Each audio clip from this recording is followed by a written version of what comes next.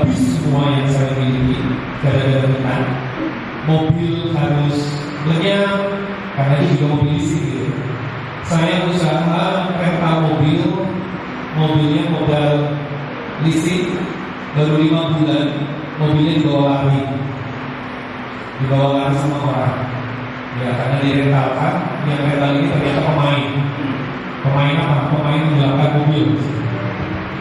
Saat itu saya nggak terima kenyataan, ya Allah itu 5 bulan baru coba itu susah rental mobil, udah ada mobil hilang. Nah, tetapi ketika awalnya saya nggak terima, saya coba cari hikmahnya. Mungkin ini cara Allah memberikan kasih sayang kepada saya. Mungkin ini cara Allah menyelamatkan saya dari dosa itu. Saya menemukan seperti itu. Hari ini saya jelaskan, saya kata ulang hidup saya tidak mau lagi bermuamalah dengan cara yang salah.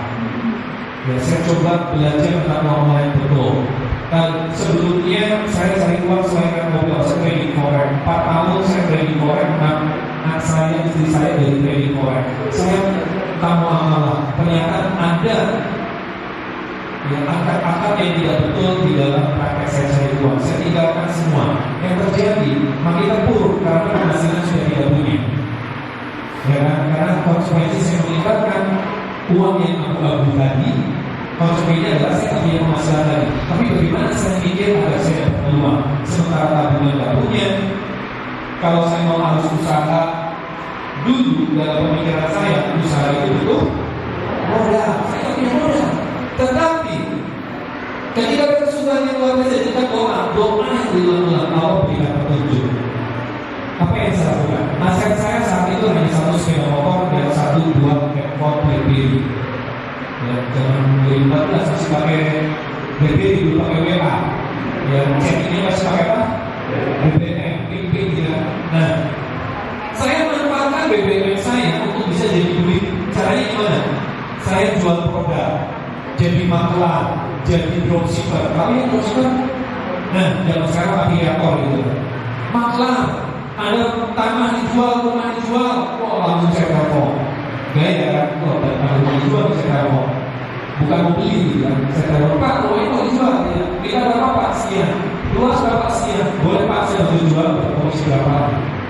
Jadi masalah tanah, masalah properti. Pokoknya apapun yang bisa saya tawarkan lewat Facebook, lewat Instagram, lewat status BBM, jalan itu, ya saya pasarkan. Ada teman punya usaha umroh, saya datangi, saya mau dong itu masalah umrohnya dapat komisi berapa, kalau saya dapat 1 jamaah sekian, saya pasarkan umroh. Ada teman yang punya produk madu, produk herbal, produk propolis, saya mintain sampelnya, saya mintain fotonya, saya pasarkan di lewat status. Ternyata itu membuat pintu rezeki saya terbuka. Jadi fokus peluang. Yang pertama, fokus jangka pendek dulu. Apa yang dimaksud fokus jangka pendek?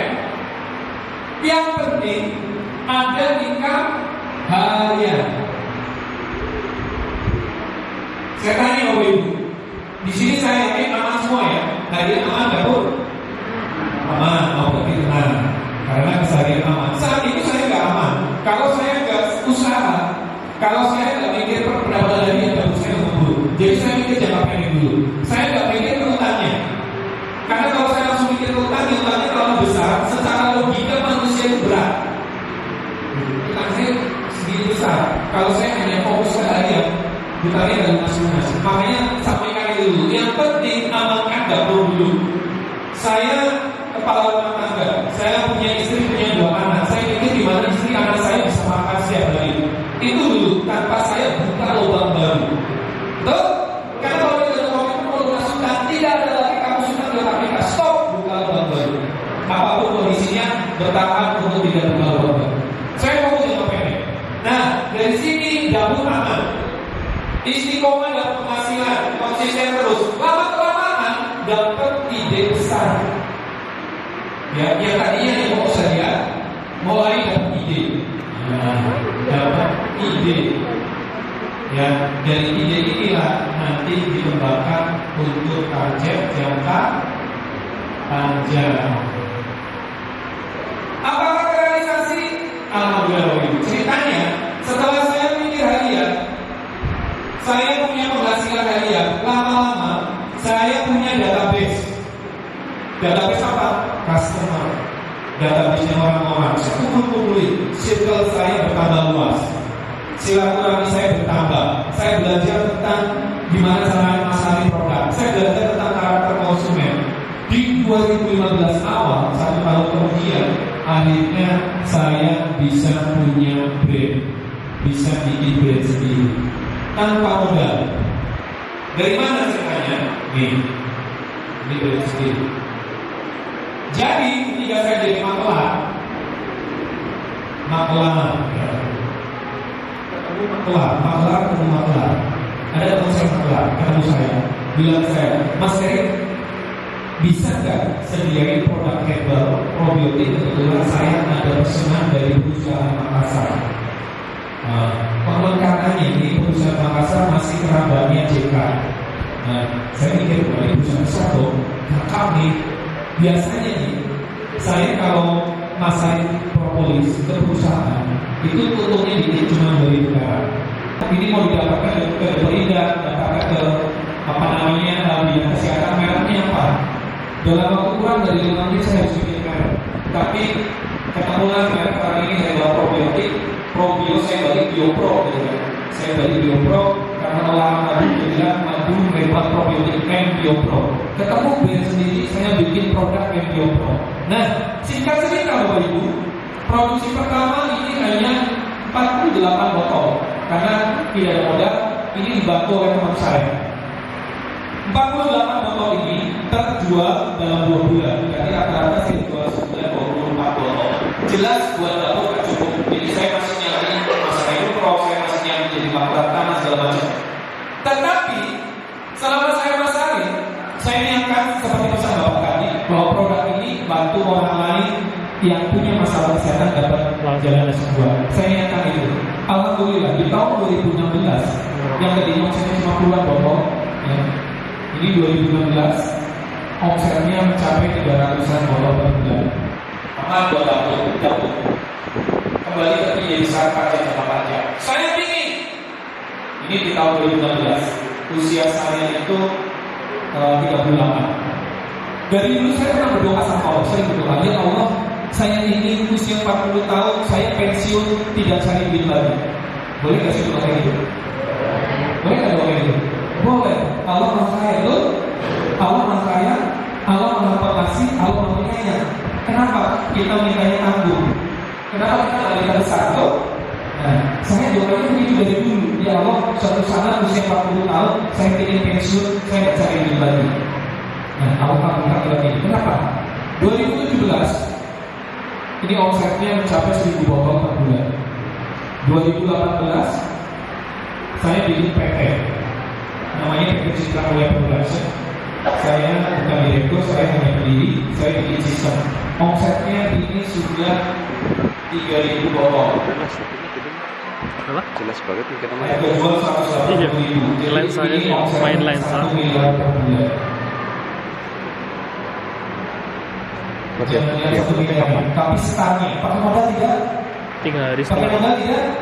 di Tidak pakai Pak modal, Erik. bisa nyampe ke 1 miliar. 2019 Erik Setianto. omsetnya 18.000 botol. 1 tahun kemudian Saya timnya Pak Erik namanya ada.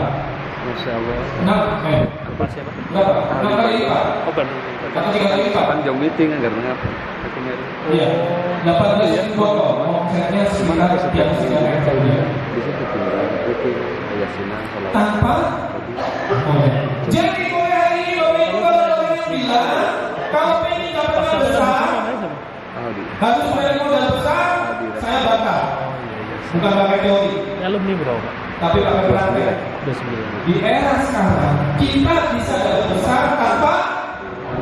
Jadi jangan selalu berpikir kalau pengen omset miliaran modalnya besar nggak ada lagi cerita itu. Saya sudah bantahkan dari ini. Temu karo Mas Adin. Iya. Ini pakai sistem. Alhamdulillah. Kebetulan, alhamdulillah. Sama anak Jadi gimana ya? Saya main di produk herbal. Di mana produk herbal itu marginnya tebel, marginnya tebel, keuntungannya gede, keuntungan besar hampir 100% saya jadi bagi untuk disewa, untuk deposito, untuk target. Saya lumayan masih ke bagian B lagi, masih ke bagian besar, gitu. Hutang lunas semua. Saya bisa beli apapun dengan cara cash, ya, selalu cash. Nah, mindset cash ini jadi doa ternyata. Kalau kita berpikir ya Allah saya betul-betul dengan cara cash, kau yang melakukan beli itu. Di sini omsetnya 1 miliar, beli mobil. Sebelumnya motor, saya tahan keinginan. Nah kebetulan saya isikan bebas-bebas, saya lihat di Bandung. Ya, sekali 1 hari sebelumnya saya masih ada acara. Saya mau berangkat malam, bingung mau naik apa. Kayaknya saya ke dealer, ya, beli mobil tanpa terlalu banyak beli. Saya nyari aja, ini saya bisa ke Bandung daripada saya bingung naik apa. Saya datang ke dealer bawa mobil.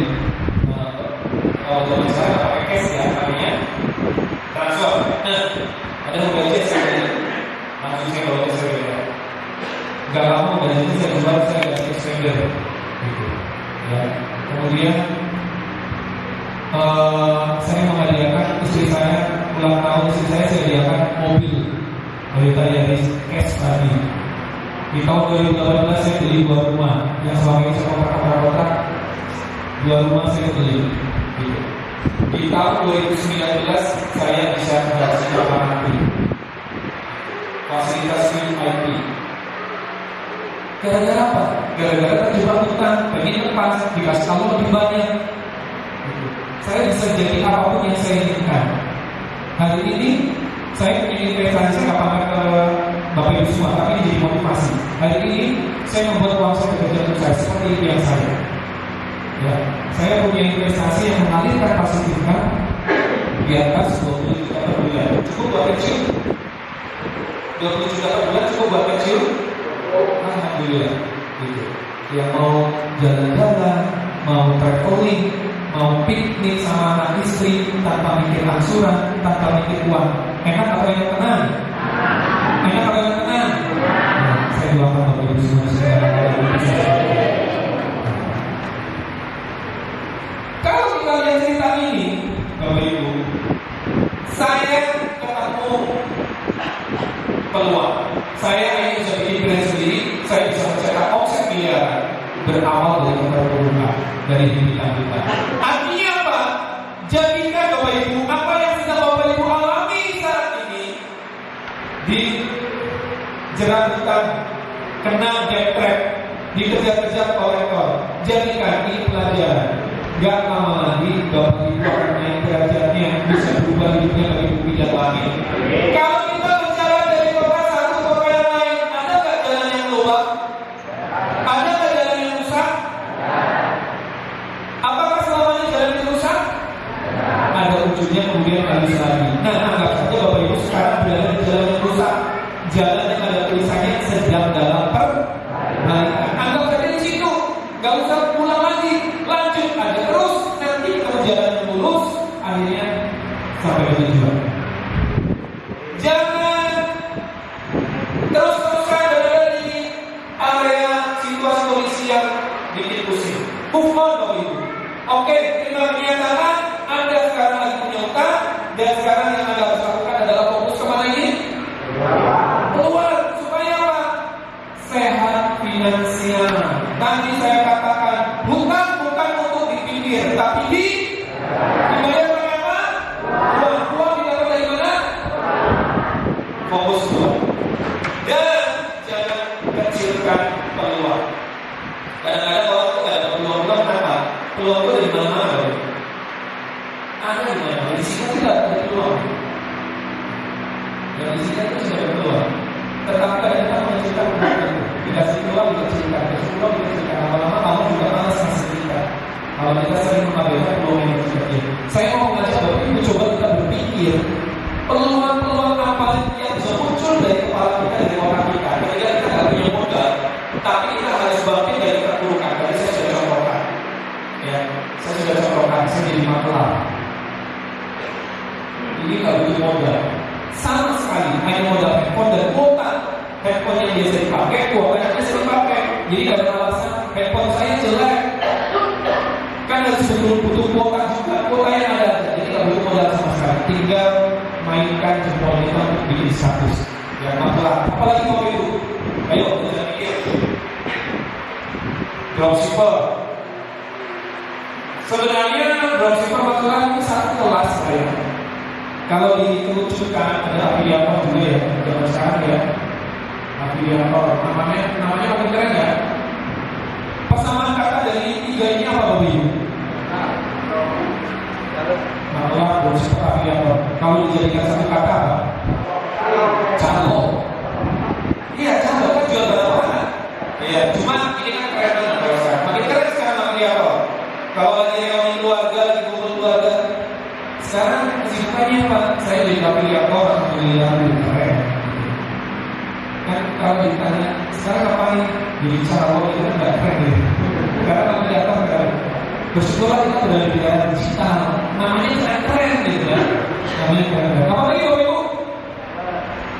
Ya, reseller, saya kasih pengalaman ini. Reseller itu reseller, beli untuk dijual lagi, berarti butuh modal. Cuma modalnya dikit, modal sedikit nggak besar. Ya reseller, boleh dijual lagi, berarti beli dulu baru dijual.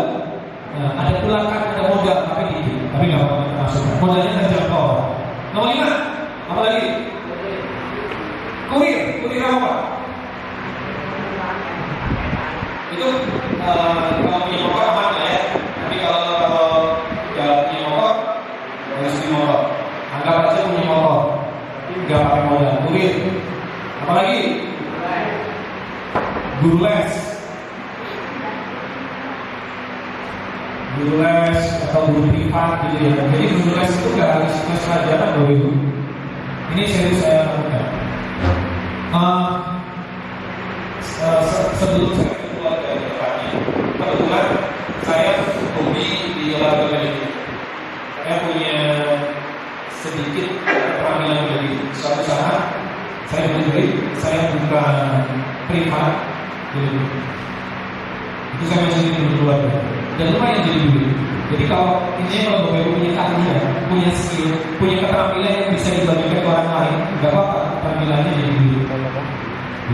Ya, jadi guru privat, guru les nari, les lukis. Ya, saya pernah jadi guru les lukis juga. Nah, ini apa bola? 7 apa lagi? Penulis konten kreator ya Bu ya.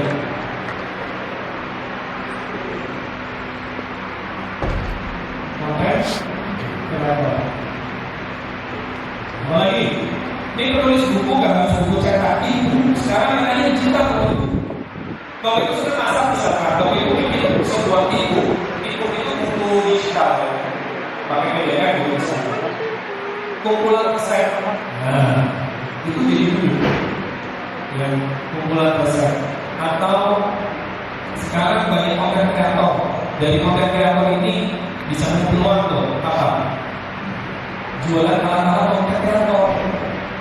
Nah, import lagi ini wireless, Alexa, kamera, alat-alat kreator, tapi jangan yang keluar.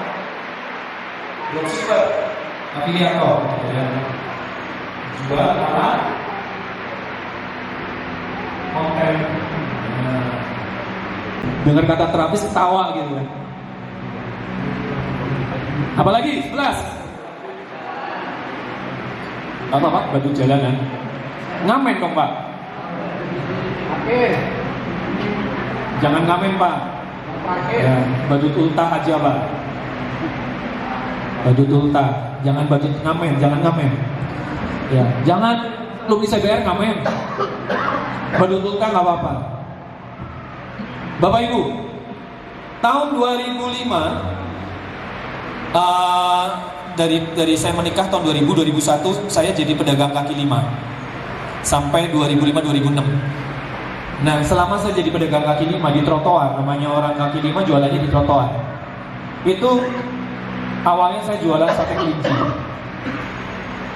Jadi saya mantan menjual sate kelinci. Jangan disingkat, gak enak. Kalau disingkat mantan PSK.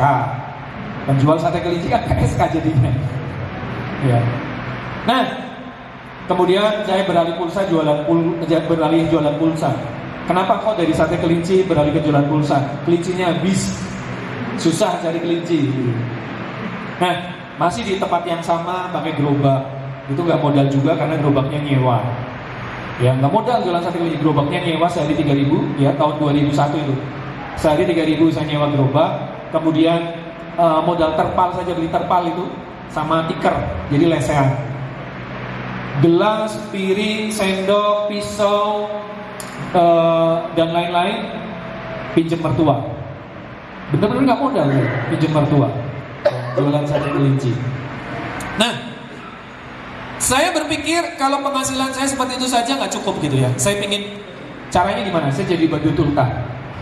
Kebetulan saya suka seni, kan pernah jadi guru les seni rupa melukis. Saya bisa dekor pakai styrofoam.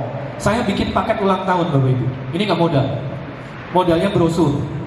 Saya oret-oretan, bikin brosur pakai oret-oretan tangan. Saya bawa ke tukang warnet. Dulu kan warnet ya. Nah, saya minta Pak, tolong ini diprintkan. Jadi brosur yang jadi. Sama tukang warnetnya dibikin pakai aplikasi entah Corel, entah apa saya nggak ngerti. Kemudian satu HPS jadi 2 brosur. Saya bawa ke tukang fotokopi. Saya perbanyak. Saya sebar di Car Free Day, di Gold. Di situ saya jualan paket ulang tahun ada 3 paket. Paket A. Paket A yang paling murah. Dapatnya apa? Dekorasi sederhana, kue ulang tahun 1 susun, badut dan sulap. Paket B. Dekorasi sedang, roti ulang tahun 2 susun, badut, MC sulap. Yang jadi badut siapa? Saya. Paket C. Dekorasi besar, roti ulang tahun susun 3, badut, MC sulap. Jadi saya merangkap semua. Ketika ada borongan, ada orderan, ada bookingan, ada anaknya yang ulang tahun. Nah, saya survei tempat, kemudian deal-dealan, saya minta DP. DP-nya untuk belanja. Jadi nggak modal. Ya, bikin baju badut, kebetulan ibu saya penjahit, ada banyak kain-kain sisa. Saya minta ke ibu saya, mah buatin baju badut dari kain sisa, bisa nggak? Bisa, dapat 2 kostum lumayan. Ya, kain bekas disambung-sambung kan jadi warna-warni gitu. Nah, kemudian dekorasi saya yang bikin. Jadi saya berangkatnya agak awalan, saya pasang dekorasi, kemudian setelah dekorasi selesai, saya ganti kostum badut, nunggu apa namanya itu? Anak-anak pada datang, ya. Pengalaman pertama saya ketika saya keluar jadi badut, bubar, anaknya nangis semua teriak-teriak. Gara-gara Pak, saya salah merias, Pak Bu. Dulu kan nggak ada toko online kayak sekarang, saya nyari topeng badut nggak bisa. Jadi saya ngeriasnya pakai masker punya istri, putih semua, dipakein lipstick gitu. Ternyata serem, keluar anaknya lari semua gitu. Dari situ saya belajar gimana bikin riasan badut yang nggak serem gitu ya. Nah, belajar itu pengalaman nyata itu. Nah, yang bikin roti istri saya yang bias ulang tahunnya, yang bias rotinya gitu. Jadi semua saya handle dengan istri. Alhamdulillah jadi duit. 1 bulan bisa dapat 4 orderan ulang tahun tuh. Lumayan ya, nggak modal gitu. Ada yang mau coba? Ini betul saya lakukan gitu. Nah, ini badut ultah. Apalagi Bu, Pak, ide lagi yuk, cari dia lagi yang nggak pakai modal. Hai, wih, bos parkir, serem ya. Ini lawan preman ini habis ini, rebutan wilayah. Tapi kalau ada peluang tidak masalah. Cari tempat wisata baru. Ya. Ada ide lagi? MC betul, punya kemampuan bicara jadi MC. Apa lagi? Yuk Pak Bu, potong rambut. Asal jangan buka salon yang gede-gede ya. Ini saya hapus dulu. Pangkas ya. Karena kalau bikin yang gede pasti butuh modal. Pangkas ya. Apa lagi? Kalau rongsok konsepnya gimana? Nyari atau ngepul? Saya tulis rongsok, nanti dikembangkan. Apa lagi? Apa Pak? Sorry, apa? Laundry butuh mesin Pak. Modalnya terlalu besar.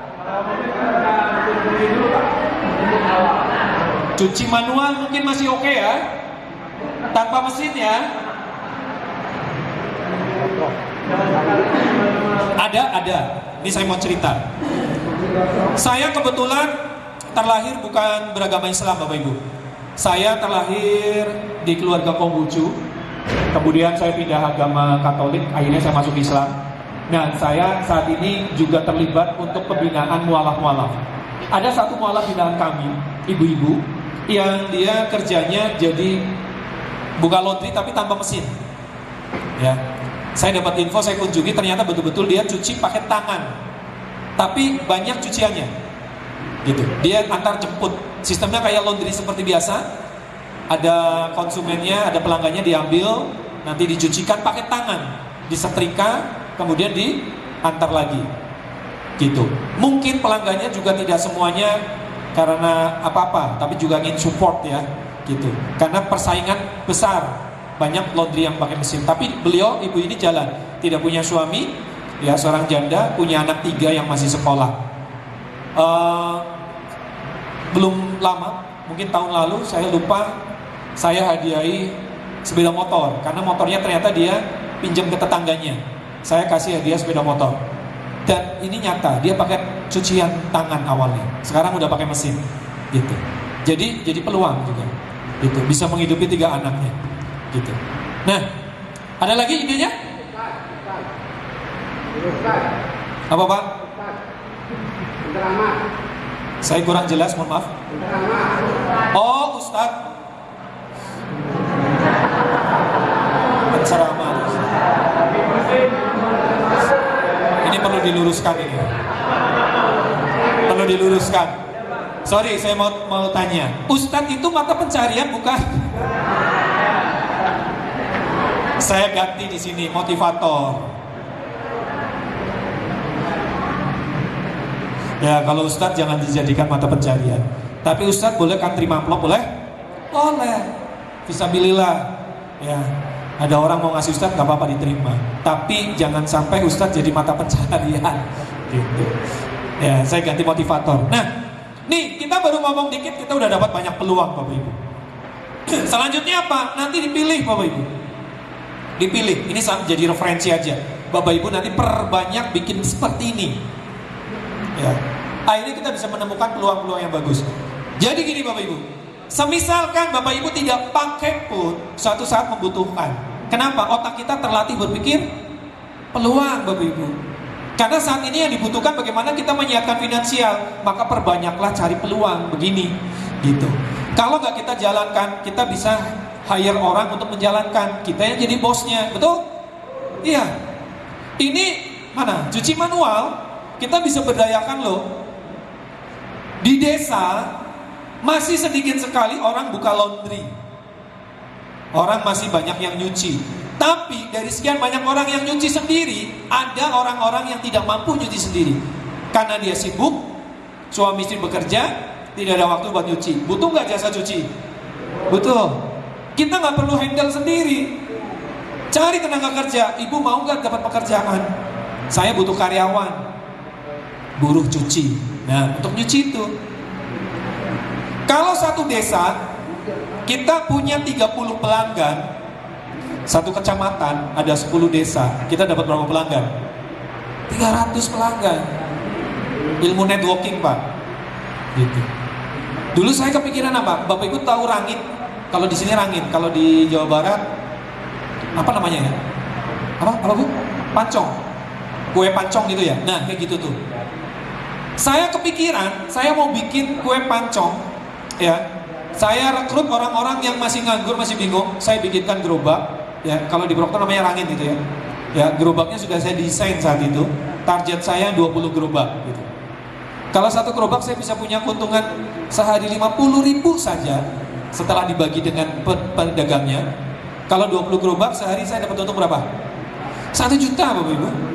Besar, bermain faktor kali. Disitulah saya belajar tentang faktor kali. Mau belajar faktor kali? Saya kasih tahu. Saya hapus dulu.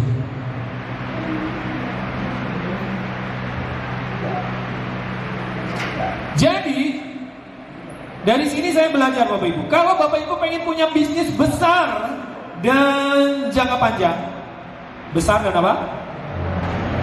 Besar dan panjang. Biasanya yang senang-senang itu ibu-ibu.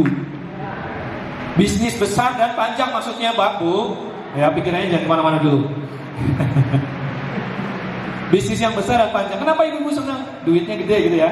Bapaknya kerja, ibunya terima? Iya, terima beres gitu. Baik, ada dua faktor yang akan menyebabkan bisnis kita besar dan jangka panjang. Yang pertama adalah nilai tambah. Nilai tambah. Apa yang dimaksud nilai tambah? Nilai tambah itu adalah value produk, baik jasa ataupun produk barang ya. Harus ada nilai tambahnya. Contoh, bicara tentang bakso. Bakso itu adalah kuliner yang dimana-mana ada penjualnya, betul?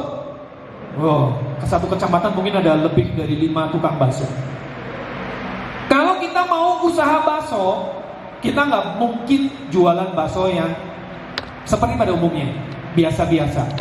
Tidak akan bisa bersaing, maka harus punya nilai tambah.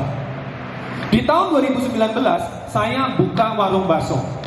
Kembali, saya pakai rumus ini, nilai tambah.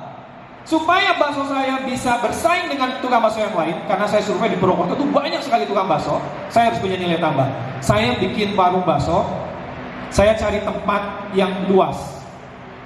Ya, alhamdulillah saya dapat tempat yang luas, lebarnya sekitar 30 meter. 30 meteran. Seginian lah lebarnya. Ini masih kurang kayaknya. Saya lebih besar dari ini, 30 meteran. Dan saya bikin bakso prasmanan. Jadi baksonya udah disiapin, orang ngambil mangkok, ngambil bakso sendiri. Setiap nampan ada satu macam bakso. Jadi saya banyak nampan.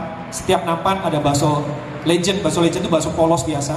Bakso urat, ya, bakso isi telur, bakso isi mozzarella, bakso keju, ya, kemudian ada mie putih, ada topping yang lain, tahu, pangsit, ada harganya semua. Nah, orang tuh ngambil tuh. Dia lihat bakso polos seperti biasa satu bakso 2.000 perak. Saat itu ya 2019. Bakso urat 7.000. Bakso isi mozzarella ini yang jadi andalan saya. Jualnya 10.000 per butir karena gede. 10.000. Mie 3.000. Mie putih 3.000. Kupat 2.000. Pangsit 2.000. Ya. Minumannya ada banyak minuman, andalan saya es doger. Sebelum kasir saya pasang poster besar es doger, ada fotonya. Ya, fotonya bikin ngiler. Ya, harganya 25.000. Es doger Pak, sampai ke kasir 75.000. Orang beli bakso di tempat saya 75.000 nggak komplain. Kenapa? Dia ngambil sendiri. Iya kan? Serius, saya sering ngamati orang ke kasir, ambil. Es dogernya satu, air mineral satu. 75.000 Pak. Kaget dia, 75.000. Dia lihat, oh iya betul. Dia ngitung sendiri tuh harga-harga. Kan ada harganya semua gitu. Orang prasmanan tuh biasanya kalah, benar gak sih? Iya, kepengen ini, pangsitnya 2, kupatnya 2, bakso mozzarella, ada bakso keju, ambil lagi. Kan yang sudah di mangkok nggak mungkin dia kembalikan lagi. Kan baris gitu, lihat ada poster es doger enak nih, satu es doger, ada harganya semua, saya nggak pernah tutupin. Nah, masa sih habis makan bakso langsung makan es doger, kan air mineral kan? Nah, kasirnya nawarin, nggak mau air mineral sekalian Pak, mau dingin atau biasa? 75.000 gitu. Maka bulan pertama pembukaan, omsetnya luar biasa Bapak Ibu. Ya, saya dapat cuan, saya dapat profit bersih itu 45 juta di bulan pertama. Jualan bakso profitnya 45 juta. Gitu. Makanya dulu ada seorang tokoh yang menghina tukang bakso, saya maju paling depan. Ya, pernah tahu ya ada berita? Iya, mantan presiden yang menghina tukang bakso, saya selalu bikin konten. Jangan menghina tukang bakso, saya loh mantan tukang bakso 2019, omset bulan pertama saya dahsyat, profit saya 45 juta. Bakul bakso, profitnya 45 juta. Kenapa bisa demikian? Karena ada nilai Ketemu nilai tambahnya? Iya. Cerdas, kreatif. Kenapa? Karena sering mikir peluang. Bikin bakso prasmanan. Strateginya seperti itu. Ya. Apakah dia kapok datang lagi? Enggak, dia penasaran. Kenapa kemarin saya beli bakso sampai 75.000 gitu kan? Besok dia datang lagi gitu. Lebih hati-hati. Set, ya 25.000 gitu kan. Ya ternyata betul gitu kan. Alhamdulillah repeat order. Gitu, tiap malam ada live musik. Ya, memberdayakan pengamen untuk live musik di tempat kami. Ya. Ada live musiknya, jadi bakso kayak kafe gitulah. Nilai tambah. Gitu. Saya bikin herbal MBO Pro, apakah ada nilai tambah? Harus. Kenapa? Kalau ngomongin herbal, di Indonesia ada ribuan merek herbal, betul? Maka saya mikir nilai tambahnya seperti apa? Herbal saya yang saya edukasikan adalah probiotiknya. MBO Pro itu ada herbal, ada probiotik. Probiotik itu mikroba, bakteri yang hidup, bakteri yang baik untuk kesehatan. Jadi kalau saya tawarkan ke orang-orang, saya edukasinya bukan herbalnya tapi probiotiknya. Herbalnya sudah bagus, tambahkan probiotiknya, menjadikan herbal reaksi cepat. Edukasi, nilai tambah. Nah, dari nilai tambah ini Bapak Ibu, inilah yang nanti akan menghasilkan margin besar. Semakin Bapak Ibu punya produk yang nilai tambahnya tinggi, marginnya makin besar. Nah, margin besar, jangan dimakan sendiri, jangan serakah. Bagi-bagi ke orang, caranya apa? Bikinlah ini faktor yang kedua. Faktor apa? Faktor apa? Faktor kali. Saya bikin agen, bikin reseller supaya ikut menikmati keuntungan saya. Omset saya naik berlipat-lipat karena saya punya tim penjualan. Kenapa? Tadi perjalanan omsetnya 2015 masih 20-an botol. 3 tahun kemudian 2018 omsetnya 6.000 botol. Karena ada apa namanya? Faktor kali. Bagi keuntungan, Pak. Gitu. Ya. Saya mau beberkan ke Anda rumus faktor kalinya. Mau nggak kira-kira? Saya mau beberkan faktor kalinya. Ya. Jadi, ini contoh produk saya. Produk saya itu MBO Pro. Saya pecah keuntungan yang besar ini untuk agen, untuk reseller, untuk dropshipper, baru sampai ke konsumen. Bapak Ibu kalau punya produk atau jasa, boleh adopsi sistem saya. Silakan. Boleh diadopsi, boleh ditiru. Ya. Nah, tadi kembali, syaratnya kalau mau faktor kali harus punya apa dulu ini? Kalau nggak punya nilai tambah susah difaktor kalikan.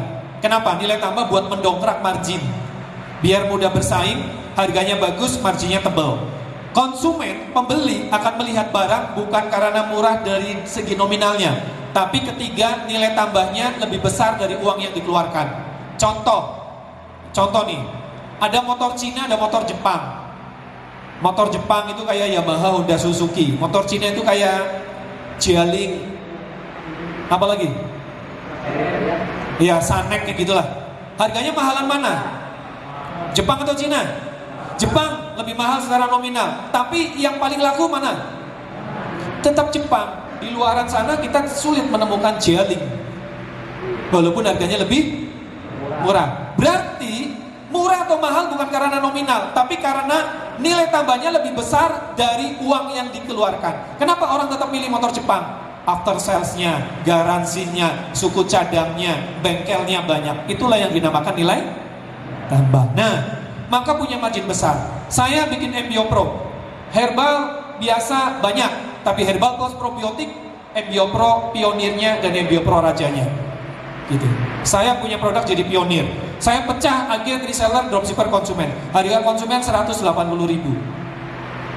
Nah, 180.000. Dropshipper, orang nggak punya modal, boleh ikut jualan produk saya. Saya kasih harga 150.000.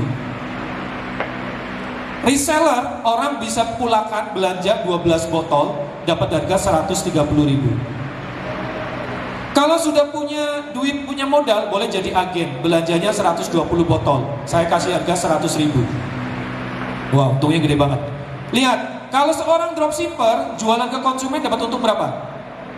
50. Kalau reseller jual ke dropshipper? Kalau reseller jual ke konsumen? 50. Agen jual ke reseller?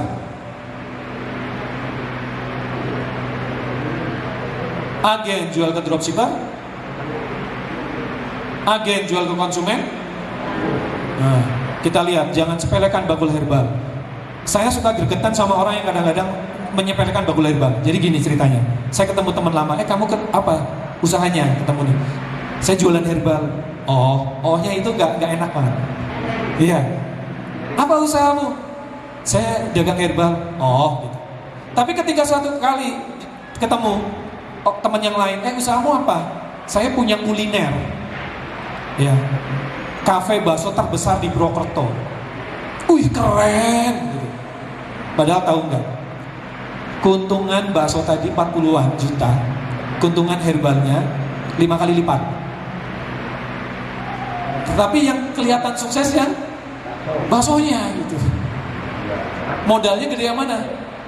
Gede bakso, saya modalnya 1,5 M gitu. Yang herbal nggak pakai modal. Tapi sebenarnya nggak pakai modal semua. Kenapa? Karena 1,5 M itu didapat dari keuntungan saya masarin BioPro. Keuntungannya saya pakai untuk buka bakso. Terus nasibnya gimana sekarang? Tutup Pak Bu. Baksonya tutup. Kenapa tutup? Korban pandemi. Tutup ya. Korban pandemi. Untung modalnya bukan modal bank. Coba kalau modal bank kena pandemi, nggak bisa hari ini saya ada di sini. Gitu. Karena modalnya bukan modal utang, santai, tutup nggak apa-apa. Usaha yang tutup banyak, ada beberapa usaha yang tutup. Saya punya kuliner nggak cuma bakso, gitu. Tutup, buka tutup ada, gitu. Saya punya toko oleh-oleh terbesar juga di Batu Raden. Di kiri jalan kalau Bapak nanti pulang lewat situ kiri jalan ada tempat wisata, ada bangunan toko oleh-oleh 40 meter itu punya saya. Sekarang kosong, tidak dipakai. Itu punya saya bangun dari hasil jualan BioPro. Toko oleh-oleh terbesar tutup, kenapa? Ya, saya nggak ada semangat buka lagi. Ngapain saya buka lagi? Mendingan saya mikirin herbal yang nggak modal tapi cuannya gede, betul? Biarin kata orang saya bakul herbal. Yang penting bakul herbal omsetnya miliaran. Gitu. Kita lihat mainnya gimana? Lihat dari harga ini. Ada orang nggak punya modal, lihat, jadi dropshipper. Dropshipper BioPro, anggap bulan pertama dia jadi dropshipper. Kemampuan rata-rata orang jualan produk saya satu hari itu 2 botol. Targetnya 2 botol. Berarti untungnya berapa sehari? Berapa Bu? 30.000 kali 30.000 kali 2 60.000 kali 30 hari atau 1 bulan berapa? 1,8 juta per bulan. Jangan diambil dulu, tapi belilah paket reseller 12 botol 1.560.000. Ada sisa uang? Ada 240.000 buat beli kuota sama martabak sama es teh. Bulan kedua jadi reseller. Ingat rumusnya nilai tambah dan apa? Nah, jadi reseller sudah punya produk. Mainlah faktor kali, cari tim dropshipper, cari orang-orang yang mau ikut masarin. 5 targetnya. Ya, cari 5 dropshipper. Satu dropshipper omsetnya berapa tadi? 2 botol. Kalau 5 dropshipper kali 2. Nah, berarti untungnya berapa reseller ke dropshipper? Mana ini? Ini 20 kali 10. Berapa Pak Bu? Per hari. Sebulan berapa? Bulan ketiga sama, di bulan keempatnya kalau 6 kali 2 bulan sama 6 juta sama punya modal jadi agen, betul? Nah, sudah jadi agen. Temennya yang 5 dropshipper ini jadi reseller, berarti punya 5 reseller. Satu reseller omsetnya berapa botol? Punya 5 dropshipper kali 2, berarti 10 botol. Satu botol keuntungannya berapa? Agen ke reseller?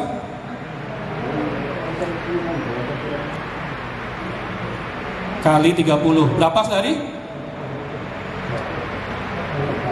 300.000 per sebulan berapa?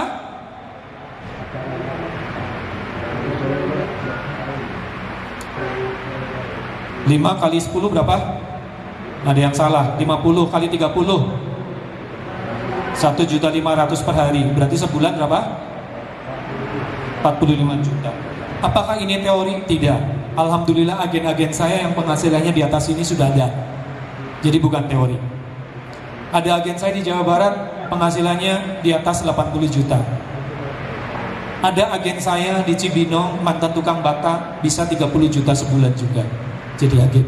Kenapa? Karena bermain faktor kali. Syarat faktor kali apa tadi? Ini Bapak Ibu, dua ini jadi rumus. Bapak Ibu mau bikin bisnis, apapun produk atau jasa, pikirin ini. Produk Anda harus punya nilai tambah. Kedua, jadikan faktor kali seperti ini. Nih, duit. Ya, kalau 45 juta sebulan bisa ngangsur? Angsuran aman? Kalau udah aman utang lagi gak? Serius? Udahlah, sekarang mikirinnya duit, jangan dipikir utangnya. Jadi orang punya mental bebas utang dulu, tenang. Mental bebas utang itu apa? Tenang, supaya apa? Bisa mikir peluang kayak gini Bapak Ibu. Kalau udah tenang, mikir peluang. Kenapa orang punya utang semakin terjerat? Karena otaknya habis buat mikir utang, nggak mikir peluang. Padahal solusinya ada di sini, di peluang Bapak Ibu. Saya ngomong begini bukan teori, itu perjalanan saya tadi.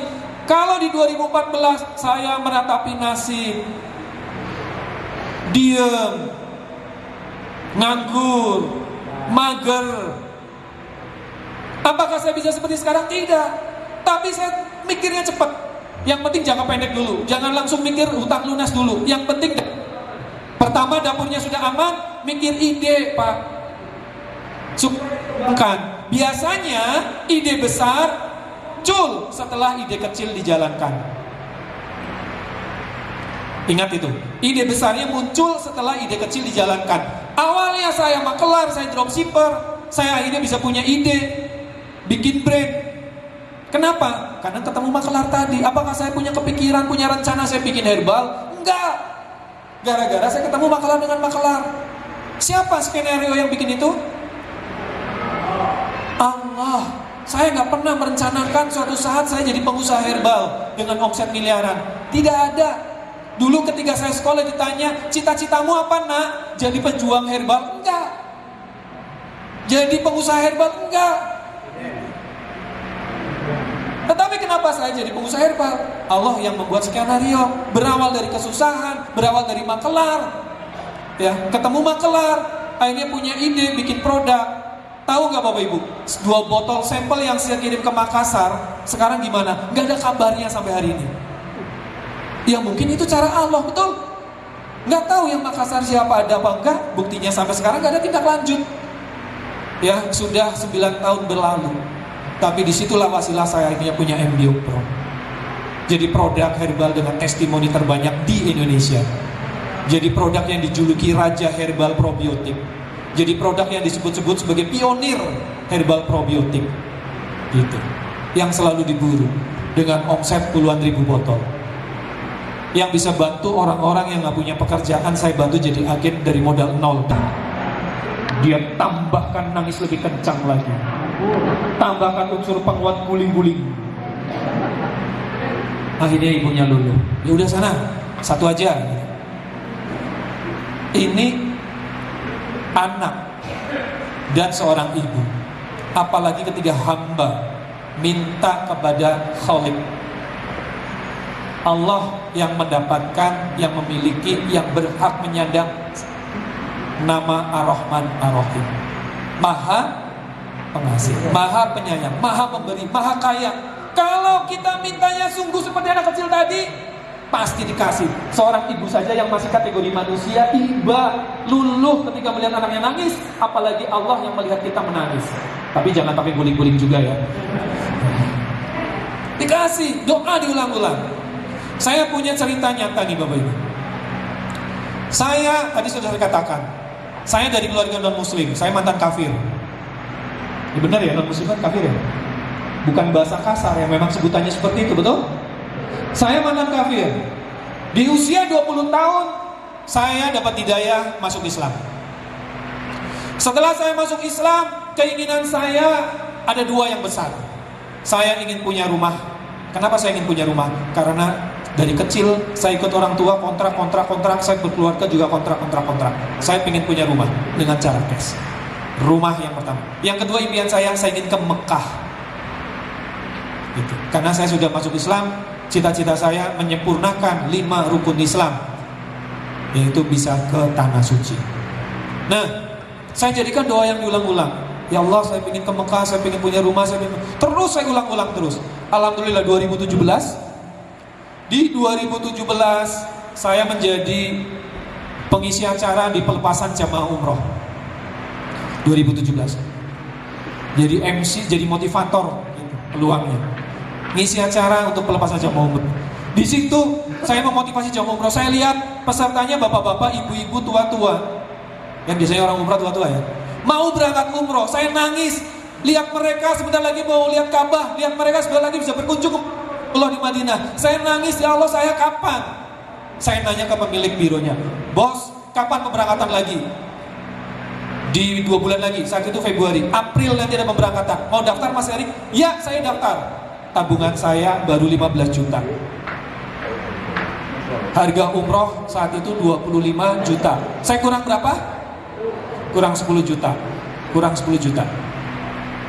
Saya nekat daftar 2 bulan. Selanjutnya 2 bulan kurang 10 juta. Saya pokoknya memaksa ke Allah, ya Allah bagaimanapun caranya terserah Engkau, yang penting 2 bulan ada 10 juta melunasi, saya ingin berangkat. Ternyata sampai deadline uang saya nambah sedikit di 15 juta ya, nambah 2 juta saja. Berarti saya punya duit 17 juta. Masih kurang berapa? 8 juta. Deadline-nya kurang 1 minggu harus lunas, saya nggak ada duit lagi. Saya minta sama Allah lagi, doain ulang-ulang. Ternyata dijawab sama Allah. Bos bironya telepon saya, Mas Erik, mau nggak nanti kalau di sana kira-kira kalau tidurnya bareng mutawif? Saya tanya kenapa kalau saya tidur sama mutawif satu kamar? Jadi nanti biayanya saya kurangi, biaya kamarnya nggak usah. Jadi berapa? Bos, cukup bayar 17 juta saja.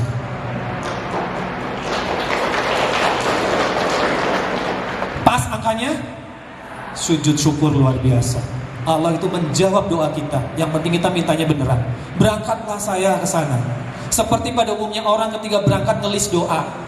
Banyak. Qadarullah sampai sana saya dapat kesempatan bisa mendekat, dekat dengan pintu Ka'bah, persis bukan di multasamnya banget, tapi persis di bawah pintu Ka'bah, nempel plek. Saya pengen bacain doa, saya lupain semua doa yang saya list. Doa yang saya bacakan di situ apa? Ya Allah, sebelum paspor saya ingin haji. Doanya memaksa. Sebelum paspor saya habis, saya ingin naik haji. Saya bikin paspor 2017. Habisnya berapa Bapak Ibu? Tahun berapa? 2022. Habis. Allah pilihkan 2019 saya berangkat haji tanpa antri. Kenapa 2019? 2020 pandemi, gak ada pemberangkatan. 2021 masih pandemi, gak ada pemberangkatan. 2020 paspornya habis. Walaupun bikin paspor, memperpanjang paspormu gampang, ya. Cuma saya jadikan target saja. Nyatanya paspor saya sudah saya perpanjang karena di tahun 2022 saya berangkat lagi sama anak istri saya. Gitu. Enak Bapak Ibu, tiap tahun mau berangkat ke Mekah Madinah bisa. Ya, karena dimampukan oleh Allah, bukan saya yang hebat. Saya mah tugasnya cuma minta dan ikhtiar. Yang menentukan waktu terbaik Allah. Tapi buktinya saya dipilihkan waktu yang terbaik. 2019 saya bisa berangkat haji. Saya bisa memberangkatkan 2 teman saya. Teman saya gratiskan ikut berangkat. Tahu sendiri harga haji plus begitu yang gak antri berapa gitu. Bukan saya hebat, Allah yang memampukan. Dengan catatan apa? Bapak Ibu ikhtiar kencengin, doa banyakin, tawakal juga dimaksimalkan. Kalau hari ini Bapak Ibu sedang ikhtiar ingin melunasi utang, berapapun jumlah utang Bapak Ibu, ingat Allah kalau sudah berkehendak apapun bisa angin tenang bisa jadi angin puting beliung. Mudah buat Allah. Ombak lautan tenang tiba-tiba dirubah jadi ombak tsunami besar. Mudah buat Allah. Anda punya utang 1 miliar, 2 miliar, 10 miliar, kalau Allah sudah berkehendak lunas, lunas itu mudah buat Allah.